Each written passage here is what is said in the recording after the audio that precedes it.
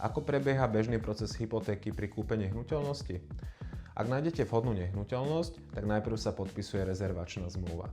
Potom sa vypracuje znalecký posudok na nehnuteľnosť. Ak je znalecký posudok hotový, tak podpisujeme do banky žiadosť o hypotekárny úver. Spolu so žiadosťou o hypotéku doručíme banke aj znalecký posudok a rezervačnú zmluvu alebo návrh kúpnej zmluvy.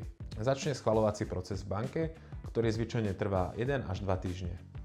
Po schválení úveru je podpis hypotekárnej a záložnej zmluvy a zvyčajne v ten istý deň sa podpisuje aj kúpno-predajná zmluva. Banka stanoví podmienky čerpania hypotéky. Bežné podmienky sú vinkulácia nehnuteľnosti v prospech banky, to znamená, že je potrebné poistiť nehnuteľnosť a banke potvrdiť, že nehnuteľnosť je poistená a podanie návrhu na vklad záložného práva na katastri. Potom môže nastať čerpanie hypotéky. Samozrejme, ešte pred hľadaním nehnuteľnosti je ideálne si prejsť možnosti financovania so svojím finančným sprostredkovateľom, ktorý ti vie poradiť, v akej cenovej kategórii si máš hľadať nehnuteľnosť a vypočítať ti, aká bude tvoja mesačná splátka hypotéky.